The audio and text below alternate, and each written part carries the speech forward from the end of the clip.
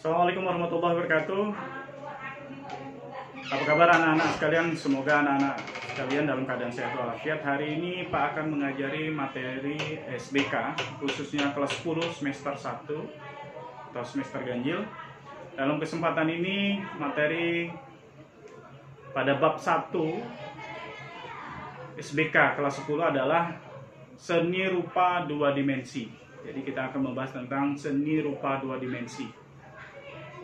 Adapun pada bab pertama ini meliputi seni rupa dua dimensi itu, kemudian unsur-unsur dan objek karya seni rupa dua dimensi itu sendiri, kemudian medium, bahan dan teknik cara pembuatan seni rupa dua dimensi, kemudian proses berkarya seni rupa dan berlatih berkarya seni rupa dua dimensi. Anak-anak sekalian, yang pertama yang harus kita ketahui terlebih dahulu, kita harus memahami apa itu seni rupa dua dimensi.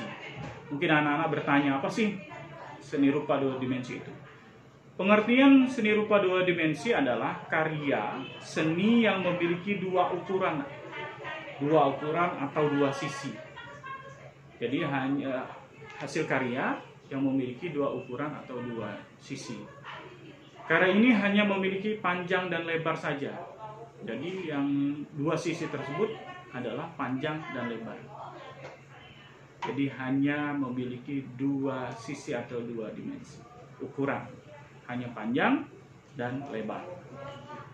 Nah, seperti kalian lihat contoh, nanti ada gambar satu foto di mana ada bingkai foto di sana.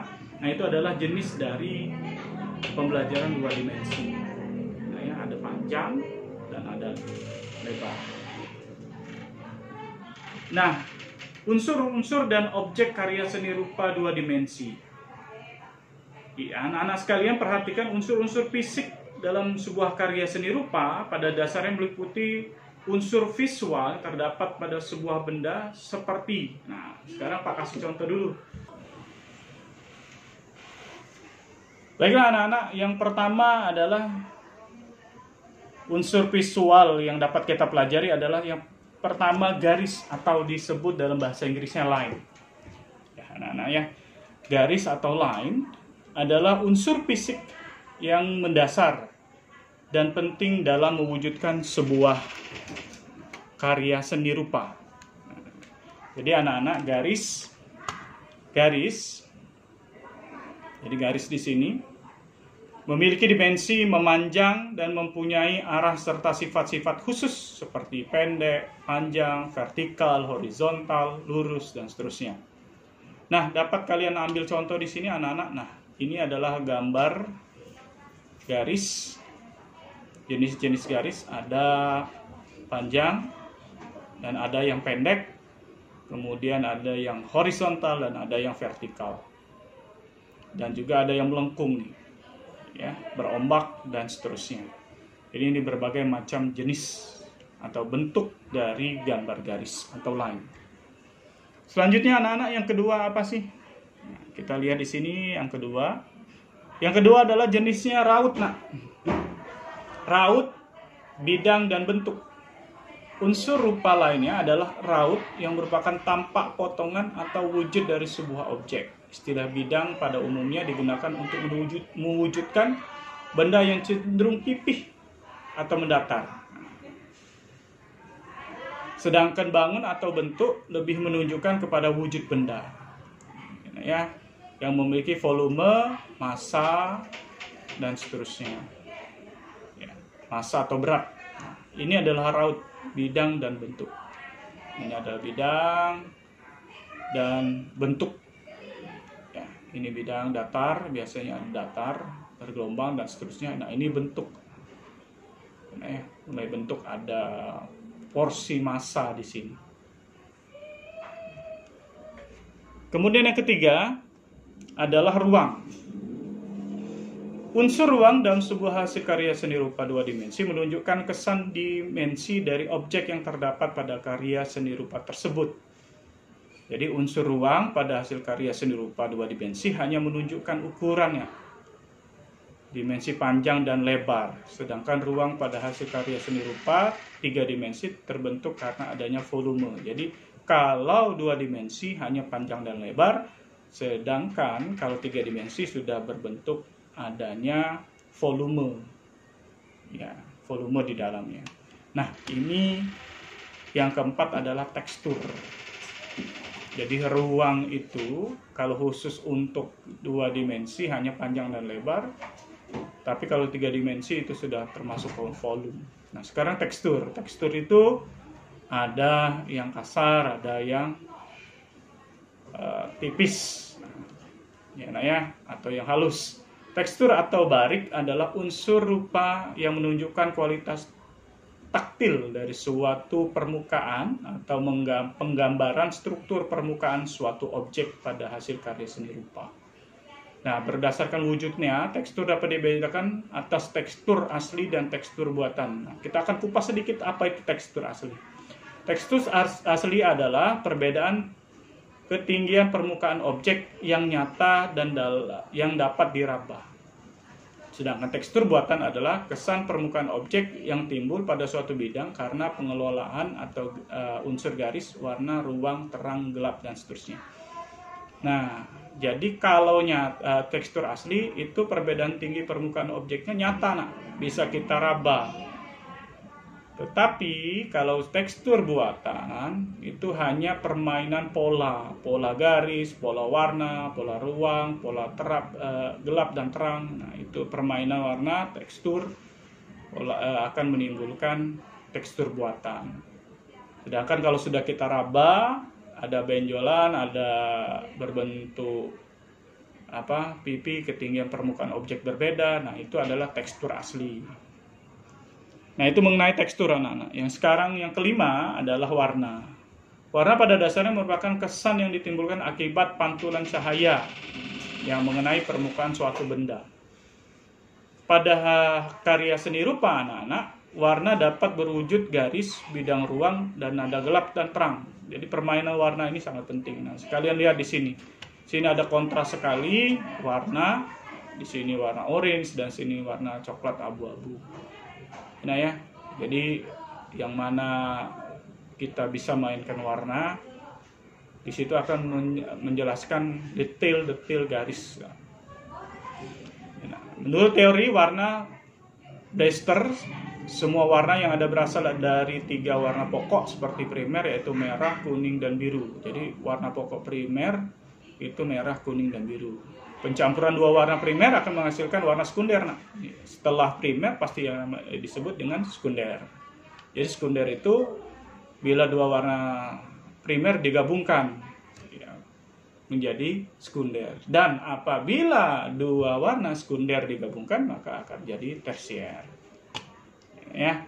Nah, ini mungkin bisa dibilang warna sekunder. Mungkin ini variasi antara merah dan kuning akan mengakibatkan orange sekunder, dan ketika dia digabungkan lagi dengan warna lain, warna coklat atau warna apa, maka jadi abu-abu seperti ini. Nah, ini sudah tersier, di warna tersier. Nah, itu mengenai warna. Nah, sekarang gelap dan terang. Gelap dan terang dalam menggambar struktur karya seni rupa itu sangat penting karena akan menimbulkan objek tersebut lebih hidup. Jadi unsur gelap terang pada karya seni rupa timbul karena adanya perbedaan intensitas cahaya yang jatuh pada permukaan benda. Jadi ada pembentukan arsiran di sini di dalam sebuah gambar sehingga kotak itu menjadi lebih hidup. Karena ada perbedaan pemantulan cahaya, di sini terang dan di sini gelap, jadi seolah-olah kotak ini berisi, ya. Soal kotak ini berisi, kotak ini seolah-olah ada pantulan cahaya dari depan dan seterusnya. Beda kalau kita tidak memberikan pencahayaan atau arsiran gelap terang di sini, maka dia akan menjadi warnanya tidak hidup. Kalau ini warnanya lebih hidup. Nah, cahaya. Baiklah anak-anak, perbedaan ini menyebabkan munculnya tingkat nada warna atau value yang berbeda. Bagian yang terkena cahaya akan lebih terang. Nah, ini bagian kena cahaya akan lebih terang, bagian yang kurang cahaya akan tampak lebih gelap. Penerapan unsur gelap terang pada hasil karya seni rupa dapat memberikan kesan volume, sehingga berkesan seperti ada volume atau ruang di dalam kotak ini. Kalau seperti ini belum ada arsiran yang gelap dan terang, seperti kotaknya kotak biasa. Sekarang seperti ada volume, seperti bisa diisi kotak ini. Itu terasa sekali perbedaan antara dua gambar ini. Nah, penerapan unsur gelap terang pada hasil karya seni rupa dapat memberikan kesan volume ruang pada objek yang divisualisasikannya. Oleh karena itu anak-anak, perlu kalian kaji lagi, ini sangat penting dalam unsur 2 dimensi. Ya. Nah, itu saja anak-anak yang dapat Pak berikan. Jadi unsur-unsur di dalam gambaran 2 dimensi ada 6. Jadi anak-anak bisa mengaplikasikannya kepada tugas yang akan Pak berikan. Anak-anak, tugas yang akan Pak berikan adalah kalian akan menggambar menggunakan gambar 2 dimensi. Usahakan bisa ada gelap terang di situ unsur-unsurnya, ada warna yang kalian mainkan di situ, sehingga nanti gambar 2 dimensi kalian akan lebih hidup. Ya, ada tekstur, ada ruang, yang sudah Pak jelaskan tadi, ada rautnya, dan yang terpenting adalah ada garis atau line, ada berbentuk cembung, cekung, bergelombang, vertikal dan horizontal. Ya anak-anak ya. Jadi Pak berikan tugas kepada anak-anak, nanti Pak minta kalian menggambar, tapi di dalam karton putih, ukuran setengah kajang anak-anak, agak besar. Anak-anak diminta untuk menggambar 2 dimensi yang bertopik tentang pandemi COVID-19. Jadi seperti contoh, silakan mencuci tangan atau cucilah tanganmu sebelum melakukan aktivitas lain, atau gunakan masker, atau kalian juga bisa physical distancing, menjaga jarak dan seterusnya. Jadi kalian bisa menggunakan media pengajaran Pak ini mengenai seni rupa 2 dimensi dalam mengaplikasikannya dalam tugas membuat poster. Ya nak ya, 1 kajang dibagi 2 nak, setengah kajang agak besar nak, agar bisa nanti kita gunakan ditempel pada dinding-dinding sekolah, agar bisa memberikan pembelajaran bagi teman-teman yang lain. Itu saja anak-anak sekalian. Jadi tolong tugasnya dikerjakan. Nanti saya berikan informasi kapan pengumpulan tugas tersebut, bagaimana proses pengumpulan tugas tersebut lewat WA. Pak harap anak-anak bisa menyelesaikannya dengan baik. Itu saja. Selamat belajar dan tetap semangat, tetap jaga kesehatan. Semoga anak-anak dalam keadaan sehat walafiat. Pak akhiri, selamat belajar sekali lagi, dan Pak ucapkan wassalamualaikum warahmatullahi wabarakatuh. Selamat sore anak-anak sekalian.